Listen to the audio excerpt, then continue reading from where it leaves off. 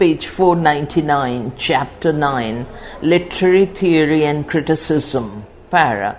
The word criticism is derived from the Greek word kritikos, Kritikos, and Latin word criticis, Criticus.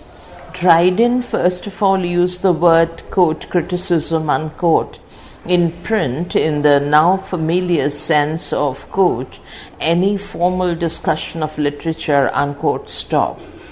In the preface to the State of Innocence, he writes, colon, quote, criticism, comma, as it was first instituted by Aristotle, was meant, unquote, a standard of judging well, unquote, stop. Printing mistake. Criticism cannot exist without creation. Creation comes first, criticism next. The function of criticism is to interpret and to judge literary works in an unbiased and dispassionate manner, so that the creative writers produce excellent works and the readers enjoy literature in an enlightened manner.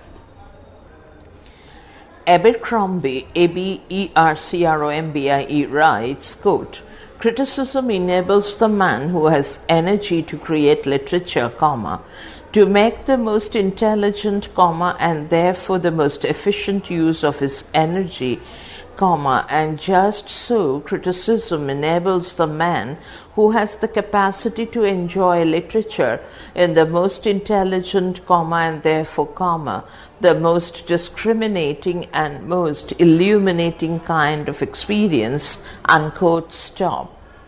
Plato, 427 BC to 347 BC. Plato, the renowned Greek philosopher, expressed his considered views on literature in the Republic and the Ion, I-O-N. Being the pupil of Socrates, he looked at life, society, art, and literature from the lofty moral point of view. In the Republic, Plato is concerned to construction an ideal state and the ideal man. According to him, art and poetry should be subservient to morality or civic virtue, and the individual's concern should be the pursuit and realization of truth.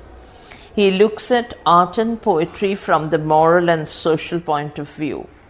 Art and poetry, according to Plato, contribute neither to the making of an ideal state nor to that of an ideal citizen. So he condemns art or poetry on the following grounds.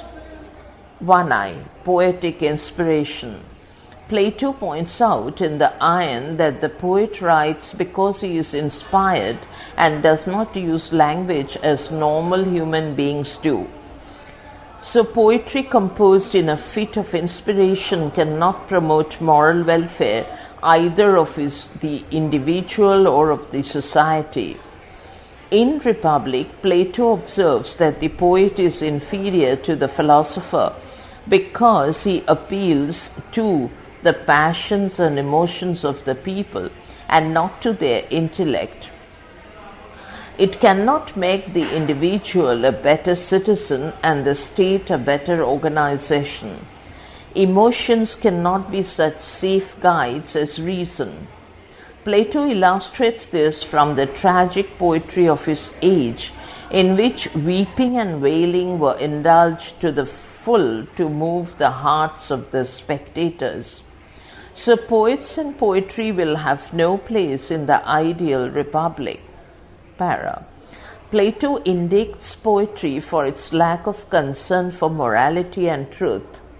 He founded his opinion on the rational analysis of contemporary Greek literature, the epics of Homer, the narrative verse of Hesiod, Hesoid, the odes of Pindar, Pindar, and the tragedies of Aeschylus, Aeschylus, Sophocles, and Euripides. He was pained to see virtue often coming to grief in contemporary literature.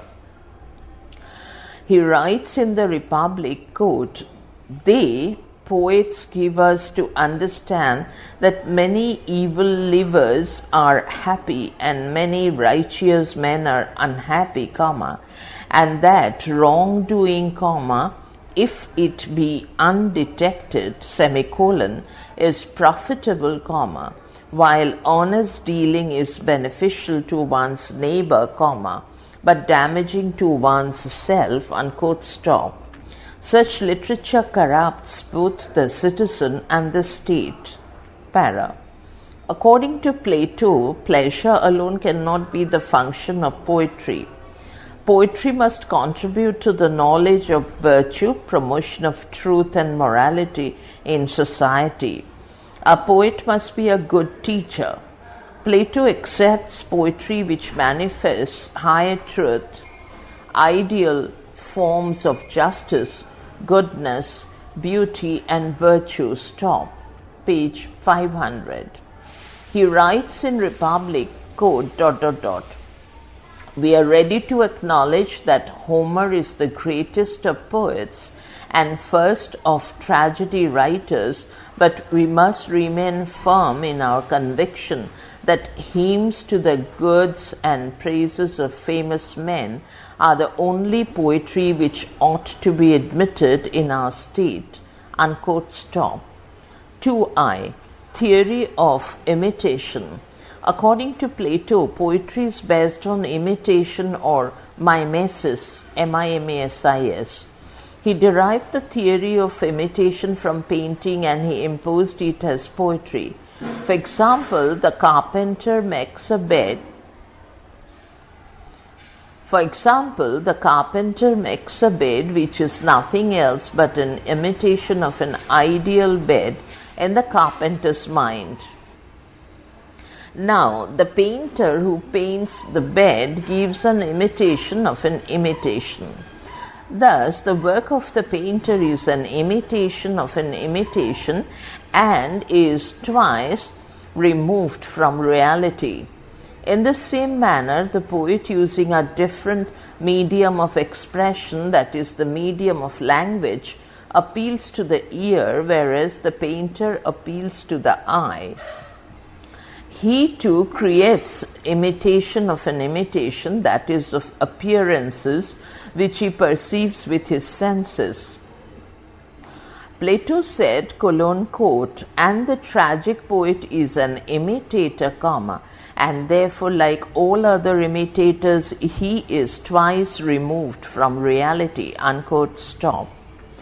Painting, like poetry, creates an effect not of reality but the semblance of reality. Poets and artists cannot follow the truth and cannot teach morality. They corrupt the society, therefore they stand thoroughly condemned. As a moralist, he condemns poetry because it is immoral. As a philosopher, he disapproves it because it is based on falsehood. Poetry and other productions of art, according to Plato, helped neither to mold the character of the individual nor to promote the well-being of the state. Para 3i. Plato's contribution. Plato did pioneering work in the field of criticism. His contribution may be summarized as follows. 1. He was the first to point out that relation between poetry and life. He enunciated that poetry should aim at molding human character in an ideal manner and at promoting the ideal truth in the ideal state. Pleasure alone should not be the aim of poetry. 2. He first of all propounded the theory of imitation. 3. He classified art into two kinds: the fine arts like literature, painting, sculpture, and music, and the useful arts like medicine, agriculture, and cooking. 4. Plato for the first time classified poetry into three categories. 1. Dithyrambic, dithyrambic, comma, or purely lyrical. 2i. The purely mimetic or imitative. such as drama in which life is imitated in action or speech, and 3i, the mixed type, such as the epic, in which the poet partly indulges in lyrical flights and partly introduces action and speech. He also classified drama into tragedy and comedy.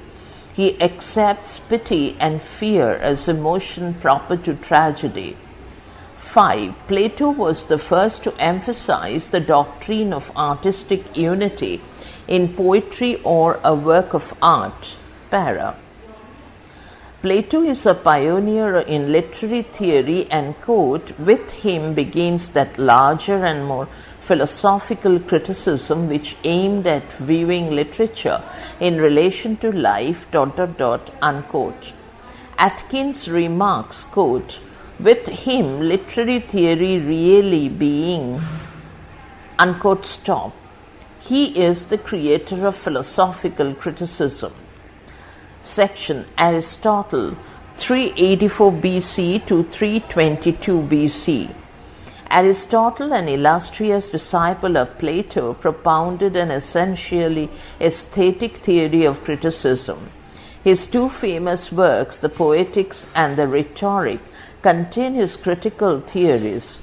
The Poetics is an exposition of the theory and practice of poetry. The Rhetoric is a philosophical treatise of profound interest and freshness. Para. The Poetics is a philosophical exposition of a systematic outline of a theory of poetry and drama. It offers a method of interpreting and examining the literary work without ignoring the grammatical and rhetorical aspects.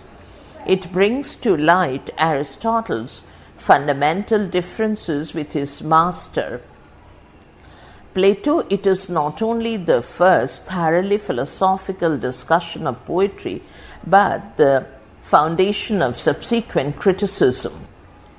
1i. Aristotle's defense of poetry and theory of imitation. According to Aristotle, the poetic art is imitative. He agrees with Plato the poet is an imitator like painter or any other artist who imitates one of three objects. Quote, things as they were or are, things as they are said or thought to be, or thing as they ought to be, unquote, stop. To him, poetry is imitation like music or dancing, not like painting. It is not mimicry.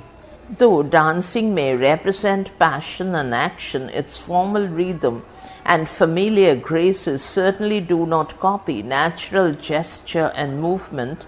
Aristotle asks, in what does the imitation exist? What does it imitate? How does it imitate? It means that he classifies imitation according to its medium, its object, and its manner. Para. The modern or poetic, para. The medium of poetic imitation is language. The word poetry may be used for the pure art of literature. Page 501. Aristotle observes that people connect the idea of poetry with a particular kind of rhythm in language, but the nature of poetry is not given by metrical rhythm. Compositions which are meant to instruct or reform may be written in meter, but they are not poetry because they do not imitate anything.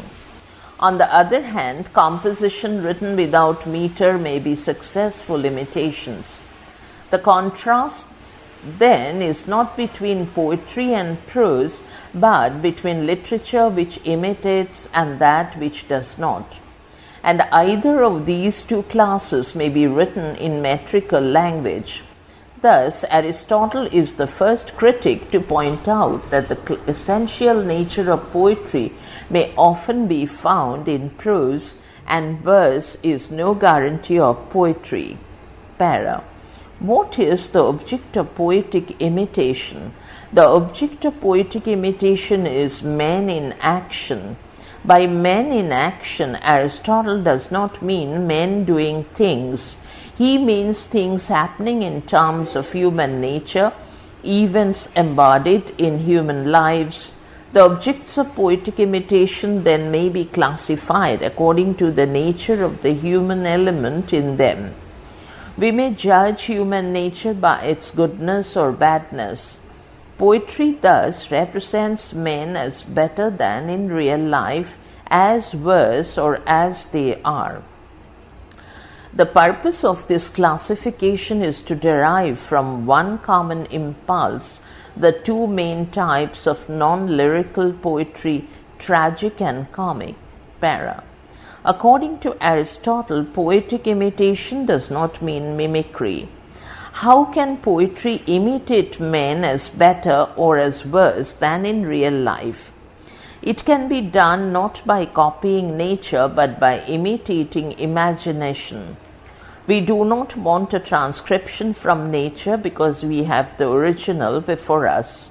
What we want is an imaginative reconstruction of the possibilities of nature. The poet first derives an inspiration from the world by the power of his imagination. The art of poetry then imitates this imaginative inspiration in language.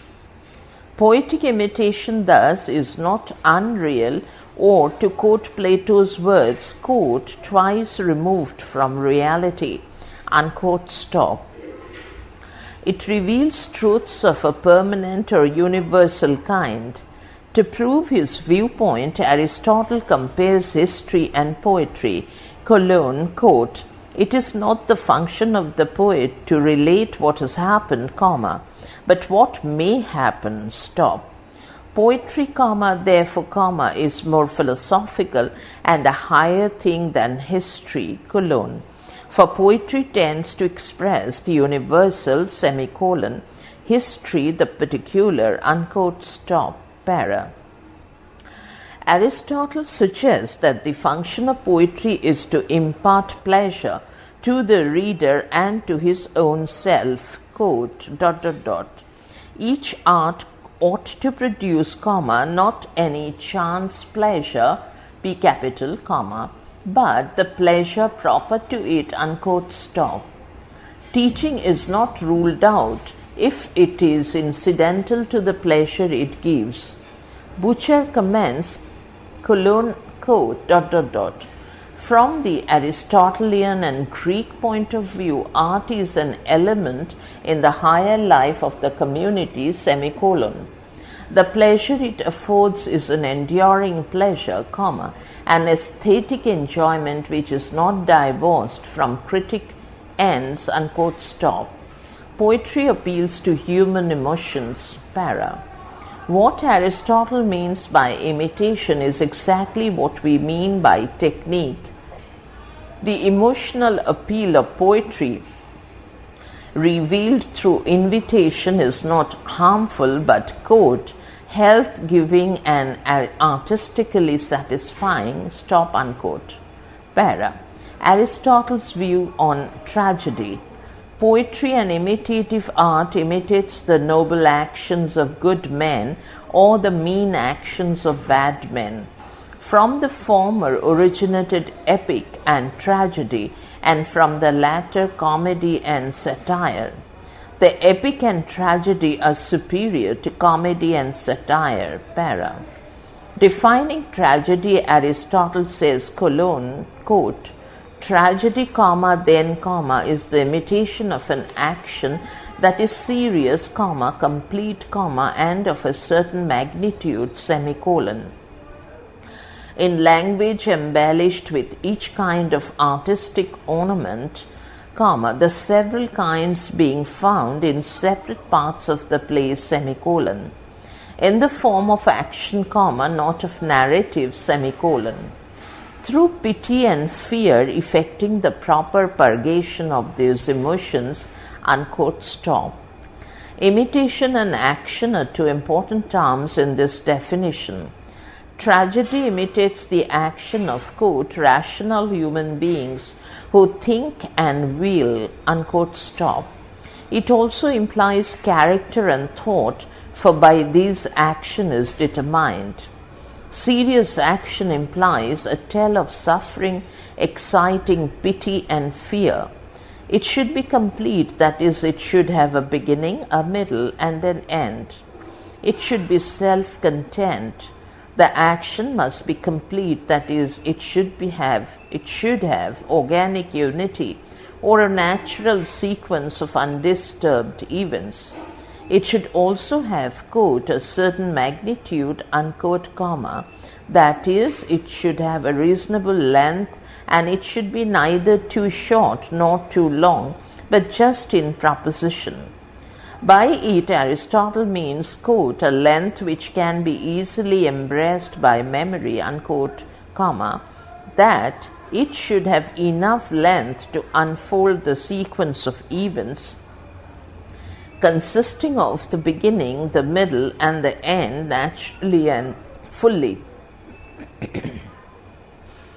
The term, quote, language embellished with each kind of artistic ornament, unquote, implies, quote, rhythm, comma, harmony, and song, unquote, which should be employed as occasion demands, quote, in the form of action, comma, not of narrative, unquote, implies that the tale is told by living and moving characters and is not narrated as in the epic. Speeches and action are integral part of the tragedy. Page 502. It suggests that tragedy is intended to be acted as well as read. The last part of the above definition of tragedy is concerned with catharsis or the function of tragedy.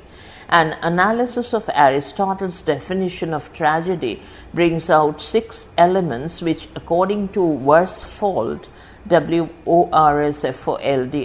colon, quote, there is the plot, comma, or contexture of incidents, semicolon, the character, comma, or that by which we distinguish the nature of persons, semicolon, the diction in which their thoughts are expressed, semicolon, the sentiment which animates them, semicolon, the stage representation, semicolon, and the music by which the songs of the chorus are accompanied, unquote, stop, para, plot.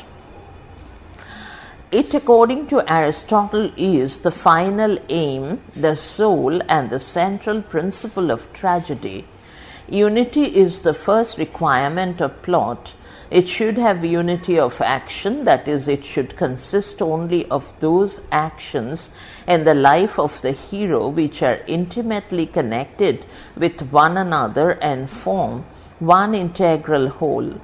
Since the plot is, quote, an imitation of an action, comma, it must be an imitation of an action that is one and whole, comma, and its separate incidents must be so connected that if one is changed or removed, the whole plot is altered and disturbed, ... unquote, para. Aristotle casually and only once mentions the unity of time.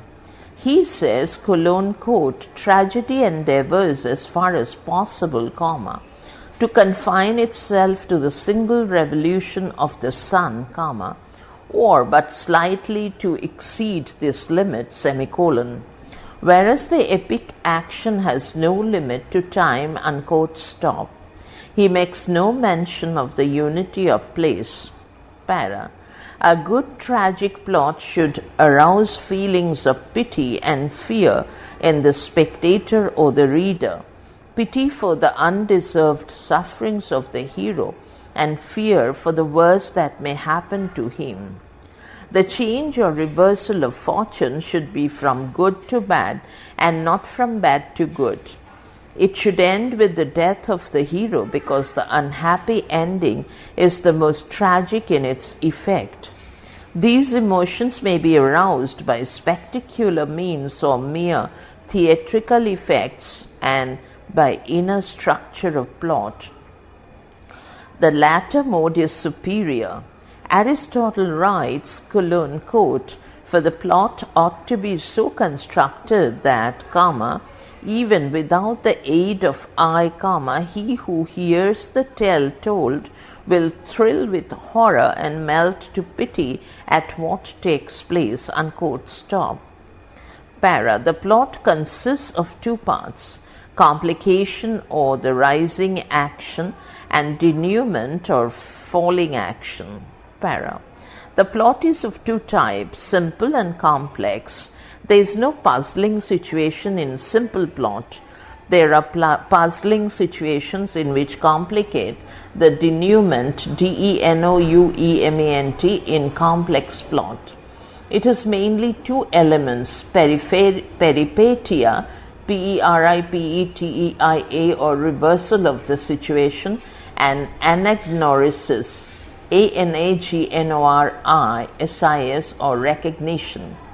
Peripetia implies, quote, a reversal of intention, comma, a deed done in blindness, defeating its own purpose, unquote, stop.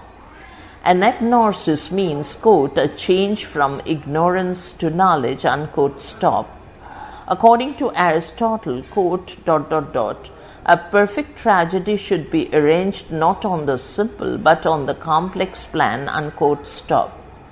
Para. Tragic hero.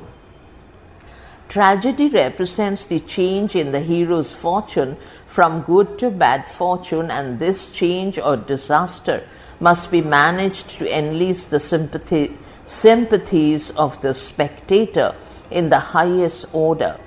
Aristotle writes about the tragic hero, quote, the change exhibited must neither be that of good men from good fortune to bad, nor that of bad men from bad fortune to good, stop. Nor, comma, again, comma, should be changed that of an utterly worthless man suddenly hurled from good fortune to bad, semicolon. For a change so managed would command our sympathy without causing pity or fear, ... So the situation commands neither pity nor fear. An intermediate character remains. Such a character is one who, without possessing conspicuous virtue or goodness, is overtaken by misfortune, not through vice or worthlessness, but through hamartia, H-A-M-A-R-T-I-A, when he is at the height of his reputation or prosperity, comma, as was the case with Oedipus and Thyestes, Thyestes, and other notable member of heroic families, unquote, stop. The Greek hamartia means the error of judgment or some weakness of character. Para. Catharsis.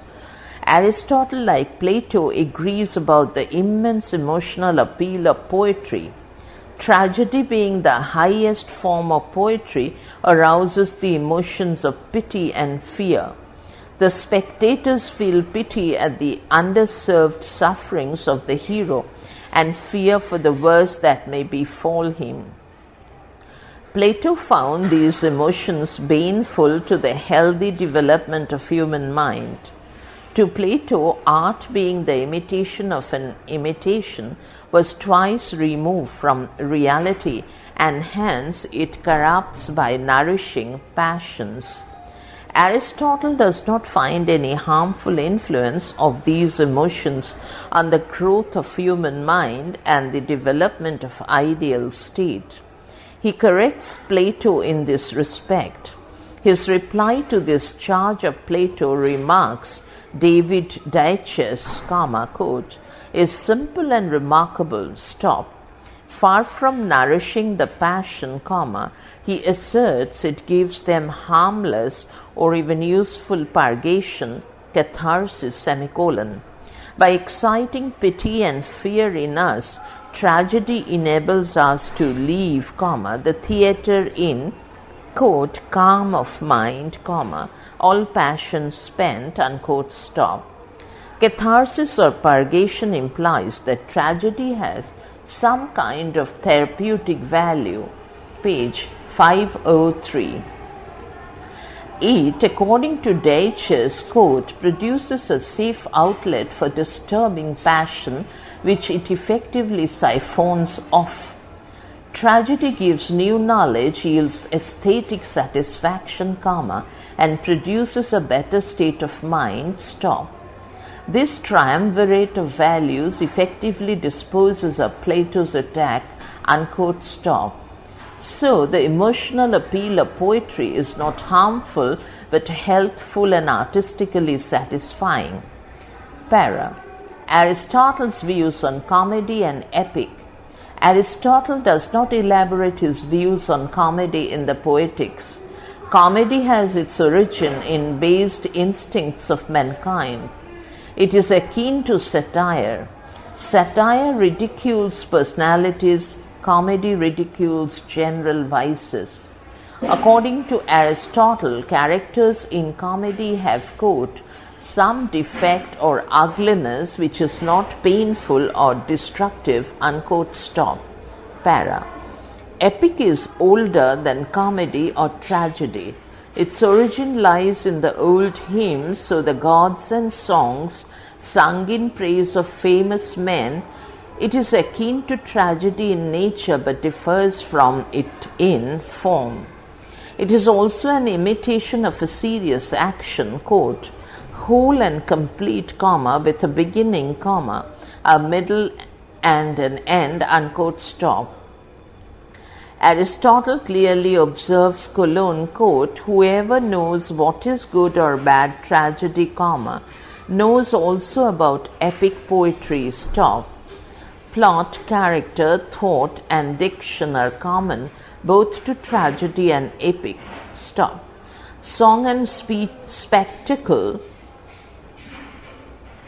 Song and spectacle belong only to tragedy.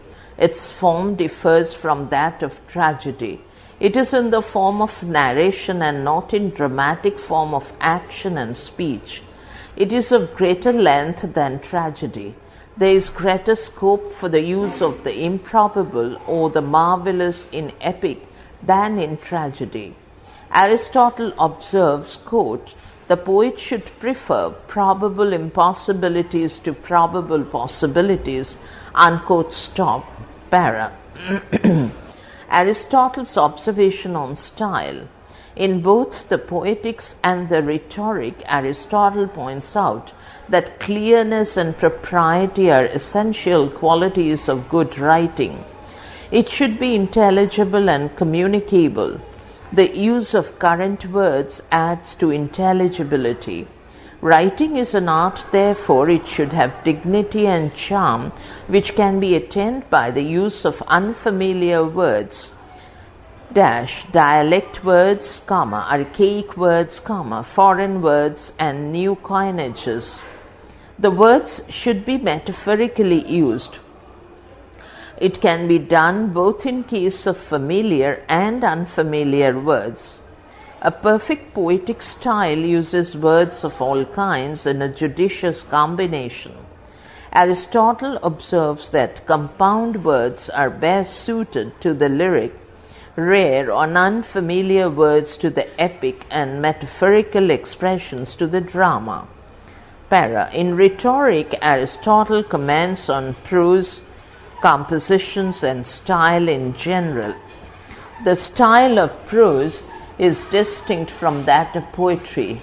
Since prose deals with everyday and common subjects, it can use familiar or current words which may be metaphorically used in order to impart charm and dignity to style. As regards sentence structure, multiplicity of clauses, parentheses, and ambiguous punctuation must be avoided. Style is of two kinds, loose and periodic. The loose style consists of a series of sentences held together by connective words. In the periodic style, each sentence is a complete whole with a beginning and an end. The loose style is formless, whereas periodic style has a clear form.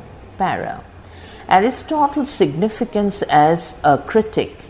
Aristotle is the first Greek literary theorist and critic whose poetics, consisting of, quote, discrete, unromantic, unquote, pages, still influences the modern critics and theorists. In it, Aristotle emerges as the, quote, first of the systematic theorists, an early exponent of the historical and psychological methods, and incidentally a pioneer in the business of some literary judgment, so that alike in the theory and practice of criticism, the work, that is poetics, stands at the beginning of things, developing and extending the findings of Plato, unquote, stop. The importance of the poetics is unquestionable and fundamental in the history of criticism.